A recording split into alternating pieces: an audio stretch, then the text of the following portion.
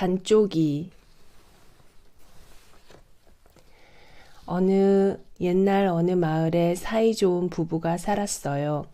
그렇지만 이 부부에게는 오래도록 아이가 없었지요. 반쪽이라도 좋으니 아이가 있었으면 좋겠어요. 부부는 아이를 갖고 싶어 날마다 산신령님께 기도를 드렸어요. 그러던 어느 날 아내가 낮잠을 자는데 꿈에 산신령님이 나타났어요. 우물에 가면 커다란 잉어 3마리가 있을 것이다. 그것을 모두 삶아 먹으면 아들 셋을 얻게 될 것이니라. 잠에서 깬 아내가 우물가로 달려가 보니 정말 잉어가 있었어요. 여보, 저 잉어 좀 잡아줘요. 아내는 밭에서 돌아오는 남편에게 잉어를 잡아달라고 부탁했어요. 남편이 잉어를 1마리 잡고 2마리 잡고 3번째 잉어를 잡아서 광주리에 넣으려는데 고양이가 나타나 덥석 잉어를 물고 달아났어요. 이놈의 고양이 개 섞어라. 남편이 고양이를 쫓아가 잉어를 빼앗았어요. 하지만 이미 고양이가 잉어를 먹어서 반쪽밖에 남아있지 않았지요. 아내는 할 수 없이 잉어 2마리와 반쪽 남은 잉어를 삶아 먹었어요. 그 후 10달이 지나 아들 3 쌍둥이를 낳았어요. 그런데 이상한 일이 벌어졌어요. 첫째와 둘째는 건강한데 셋째는 눈도 하나, 귀도 하나, 팔도 하나, 다리도 하나인 반쪽이었어요. 그래서 사람들은 이 아이를 반쪽이라 불렀어요.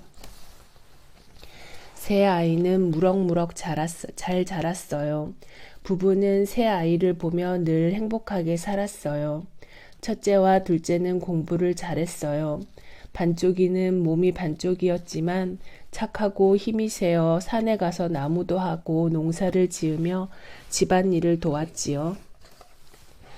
어느 날 첫째와 둘째는 과거를 보러 집을 나섰어요. 어머니 다녀오겠습니다. 어머니 저도 다녀오겠습니다. 반쪽이도 과거를 본다며 형들을 따라 나섰지요. 반쪽아, 너 어딜 쫓아오니? 형들은 반쪽이가 창피해 따라오지 못하게 했어요. 그러나 반쪽이는 형들을 쫓아갔대요. 반쪽이가 쫓아오자 형들이 반쪽이를 커다란 나무에 꽁꽁 묶어버렸어요. 형들이 떠나자 반쪽이는 나무를 뿌리채 뽑았어요. 반쪽이는 나무를 짊어지고 집으로 갔어요. 반쪽아, 그게 웬 나무냐? 어머니가 묻자 반쪽이는 이마에 땀을 닦으며 말했어요. 어머니, 이 나무를 여기에 심으면 여름에 그늘이 져 시원할 거예요. 반쪽이가 나무를 쿵 하고 내려놓자 나무가 땅에 박히면서 심어졌어요. 반쪽이는 얼른 형들을 쫓아갔지요. 형님들 같이 가요. 아니, 저 녀석이 또 쫓아오네. 형들이 반쪽이를 커다란 바위에 꽁꽁 묶었어요. 이번엔 못 쫓아오겠지? 형들이 떠나자 이번에도 반쪽이는 끙 하고 힘을 주며 일어났어요. 그러자 커다란 바위가 덜컹 들렸어요. 반쪽이는 바위를 지고 집으로 갔어요. 아니 웬 바위를 갖고 오는 게냐? 어머니가 두 눈을 동그랗게 뜨고 물었어요. 여름에 이 바위에 누워 계시면 시원할 거예요.